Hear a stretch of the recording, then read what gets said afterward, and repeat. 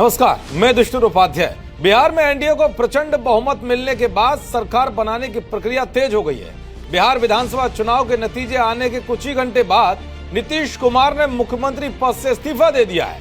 हालांकि नीतीश कुमार के इस्तीफे के बाद राज्यपाल आरिफ मोहम्मद खान ने उनसे नई सरकार के गठन होने तक राज्य का कार्यवाहक मुख्यमंत्री बने रहने का आग्रह किया है। नीतीश कुमार के इस्तीफे के बाद राजनीतिक गलियारों में कई तरह के सवाल हिलोर मार रहे हैं कि क्या इस बार नीतीश कुमार बिहार के मुख्यमंत्री बनेंगे या नहीं।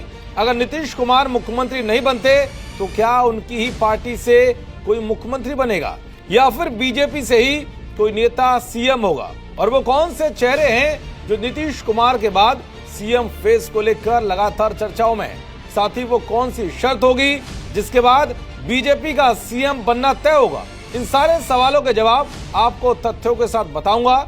साथ ही बताऊंगा कि पीएम मोदी ने कुछ ही घंटे पहले यह साफ कर दिया है कि इस बार किस पार्टी का या कौन नेता मुख्यमंत्री बनेगा, और आखिर में बताऊंगा कि सीएम के नाम की चर्चाओं के बीच चिराग पासवान के बयान ने कैसे सबको चौंका दिया है। लेकिन सबसे पहले जानते हैं कि नीतीश कुमार ने इस्तीफा देने से पहले क्या क्या किया। दरअसल इस्तीफे से पहले नीतीश कुमार ने सरकार की आखिरी कैबिनेट की बैठक की। बैठक में मंत्रिमंडल को भंग करने का प्रस्ताव पास हुआ।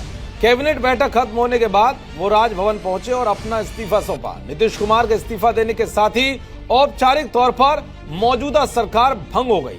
अब सवाल उठ रहे हैं कि राज्य का नया सीएम कौन होगा।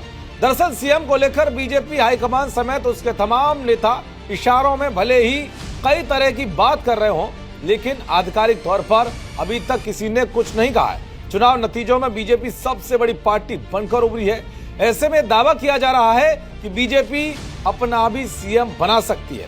बीजेपी की ओर से भी कुछ नाम अंदर खाने चर्चा में है, जिसमें नित्यानंद राय, सम्राट चौधरी और रेणु देवी का नाम शामिल है। वहीं जेडीयू के नेता बार बार ये दोहरा रहे हैं कि बिहार के मुख्यमंत्री नीतीश कुमार ही होंगे, लेकिन बीजेपी के दिग्गज नेता विनोद तावड़े ने नतीजों के बीच ये कहकर सस्पेंस और बढ़ा दिया था कि गठबंधन के दल इस पर बैठकर चर्चा करेंगे कि सीएम कौन होगा।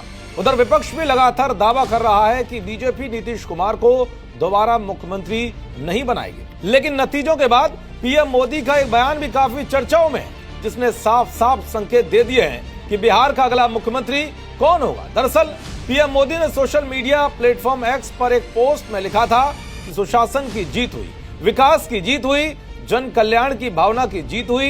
ये प्रचंड जनादेश हमें जनता जनार्दन की सेवा करने और बिहार के लिए नए संकल्प के साथ काम करने की शक्ति प्रदान कर देगा।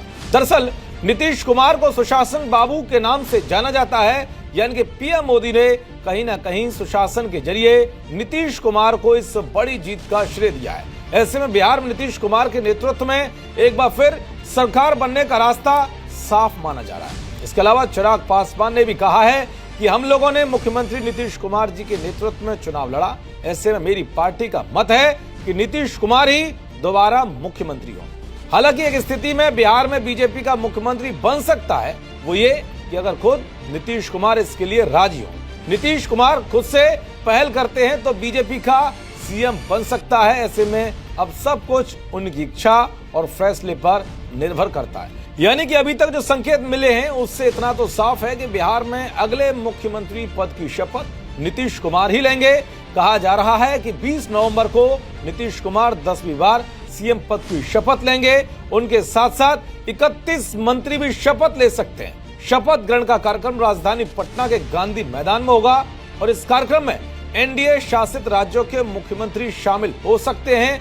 कहा तो यह भी जा रहा है कि प्रधानमंत्री नरेंद्र मोदी भी शपथ ग्रहण समारोह में शामिल हो सकते हैं।